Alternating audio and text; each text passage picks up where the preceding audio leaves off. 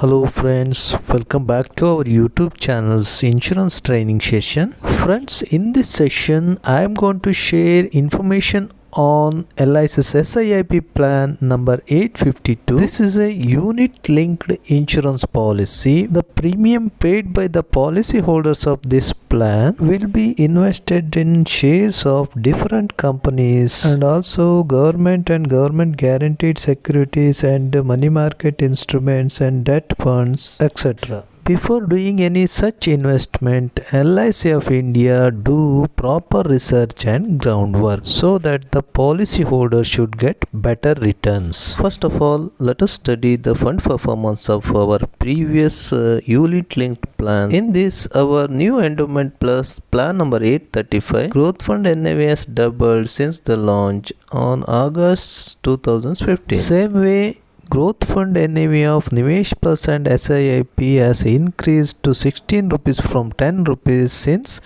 2020 March. And if suppose the money is invested in a bank at 5% interest rate, the money will become double in almost 14 years. Friends, in case if you want your investments to give better returns, you should definitely invest in ULIPs like SIIP, and in case of any kind of market corrections or dips, you should not be panic. Instead, you should continue paying premiums because there is always a peak after every dip. Before buying, let us understand complete details on this policy. Regarding the premium payment, premium can be paid regularly as yearly, half yearly, quarterly and monthly notch. Regarding grace period, for monthly it is 15 days, for all other modes it is 1 month.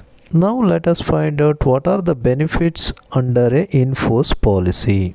First of all, death benefit. In case of death before the commencement of risk, then the unit fund value will be payable. Next, in case of death after the commencement of the risk, basic sum assured reduced by partial withdrawal done during the last 2 years if any, or the unit fund value whichever is higher is payable. Next benefit in case of a in-force policy is maturity benefit. On completion of the policy term, unit fund value is payable as maturity benefit. And one more benefit is refund of mortality charges. Total mortality charges paid during his policy term to cover his risk will be refunded along with the maturity benefit provided he completely paid his premium dues. And guaranteed additions. LIC is not only investing your money into share market at regular intervals like 6th year, 10th year, 15th and 20th and 25th year, LIC adds some additional fund to customer's account as guaranteed addition. This will help to increase your number of units in your account. Next, let us see what are the optional benefits. Apart from basic sum assured, you can add accidental death benefit as additional rider. One more optional benefit is partial withdrawal. At regular intervals, you can withdraw some partial fund value. During 6th to 10th year, maximum 20% of the fund value can be withdrawn. 11th to 15th year, maximum 25%. 16th to 20th year, maximum 30%. 21st to 25th year, maximum 35% of the fund value can be withdrawn. Next, one more option, that is fund switching. In case the policyholder wants to switch fund type between bond fund, secured fund, balance fund and growth fund, every year first 4 switches will be free. Additional switches will be charged 100 rupees per switch.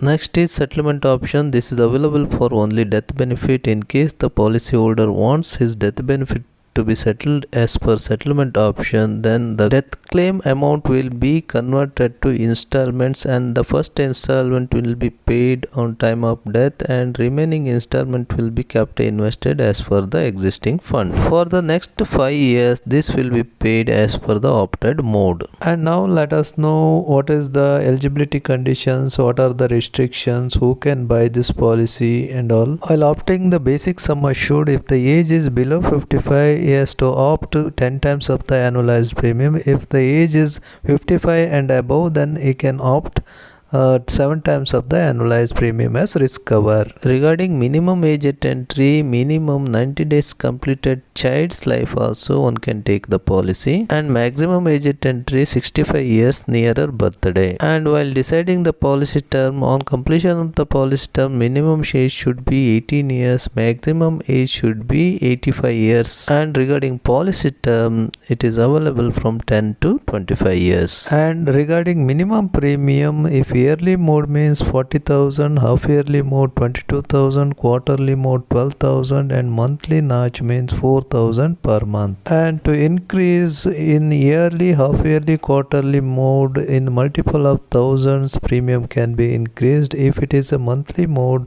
in multiple of 250 rupees, premium can be increased. Regarding the date of commencement of the risk in this policy, if the age of the life assured is 8 years or more, then the risk will commence immediately. If the age is below 8 years, then the risk will start after completion of 8 years age or 2 years from the date of commencement, whichever is earlier. And regarding date of vesting, if the policy is taken on a minor life, once the life assured becomes 18 years age, then the policy rights will vest on life assured. That means the proposer will lose his rights.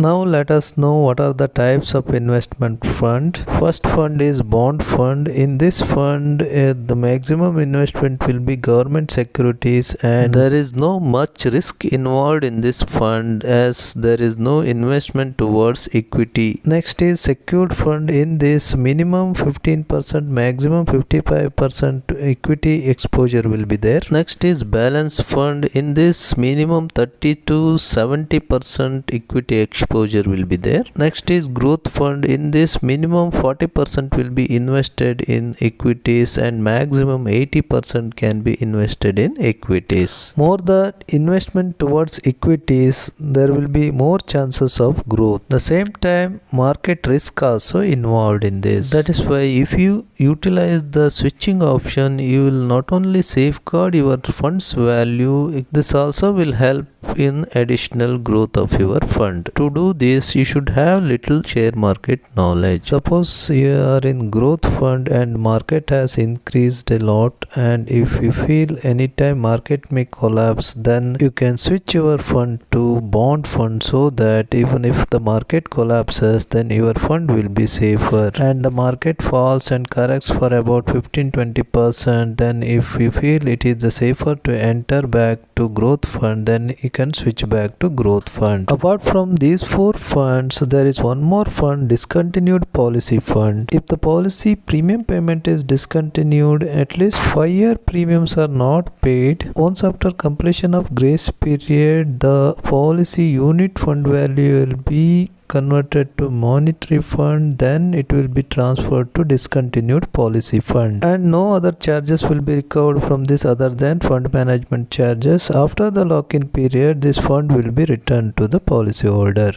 Such policies can be revived within 3 years from FUP. On such revival, the discontinuance charges, if charged earlier, it will be added back to the customer's policy fund. Now let us know the method of calculation of unit price or net asset value. To calculate the NAV, present market value of the investment held by the fund will be added to value of current assets and subtracted by the current liabilities and provisions, if any. Then this value is again divided by number of units existing on valuation date. Now let us know what are the charges under this plan. First of all, premium allocation charge. Allocation charge for the first year it is 8%, second to fifth year it is 5.5%, sixth and thereafter it will be 3%. Second is mortality charges. It depends upon the age of the policyholder while recovering the mortality charge. If age of the person is 25 while recovering the premium, then 1 rupee 23 paisa will be deducted per 1000 sum assured. Here the risk cover sum assured will be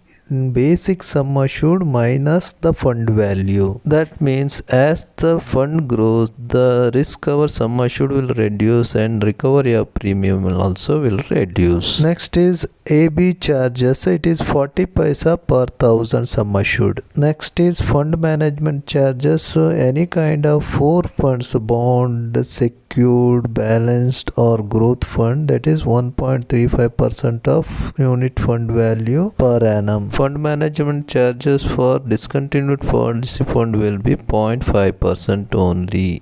And regarding the recovery of charges, allocation charges will be recovered from the premium once the premium is paid, and allocated premium will be converted to units as per the date on which the premium is paid. If the premium is received before 3 p.m., then the allocated premium will be converted to units as per the closing NAV of the same day. If premium is paid after 3 p.m., then next day's closing NAV will apply, and all other charges are recovered by cancelling appropriate units. Next charges is partial withdrawal charges. For every partial withdrawal, 100 rupees will be charged. And switching charge, I already told, first 4 switches will be free of cost. Next switches will be charged 100 rupees per switch. Next is discontinuance charge. If the policy is discontinued in the first year, if the premium is up to 50,000, lower up 20% of annualized premium or fund value, or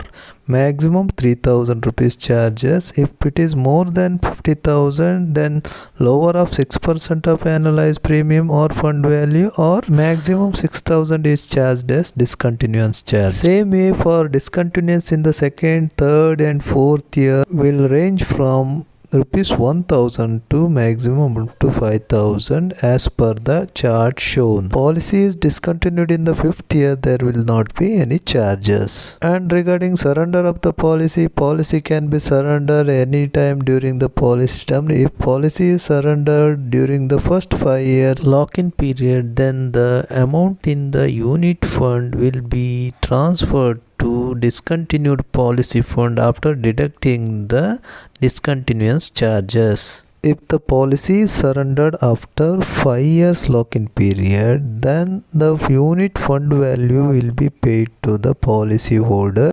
I have already explained, if the policy is discontinued before the lock-in period of 5 years, policy fund will be transferred to discontinued policy fund after recovery of discontinuance charges. And if the policy is discontinued after 5 years lock-in period, the policy will become paid up. The paid up sum assured is calculated by multiplying the basic sum assured and the number of premium installment already paid, and then by dividing with the number of total installment of premium payable during the policy term. When the policy is under paid up, if the policyholder dies, then the paid up sum assured or the unit fund value, whichever is higher, is payable to the nominee. And also in such case, policyholder will have these options. One is to revive the policy within 3 years from the date of first unpaid premium. Second option is surrender the policy. If no option is selected, the policy will continue as reduced paid up till the end of revival period or till date of maturity, whichever is earlier. And next is compulsory termination. In case the policy is paid at least for 5 years and the fund value is not sufficient to recover the relevant charges, then the policy shall be terminated compulsorily and the balance amount, if any, will be refunded to the policyholder. With this, I am going to end this video. If you like this video, please give a thumbs up and share it to your friends. And if you are not yet subscribed to our channel, please kindly subscribe and support us. Thanks for watching.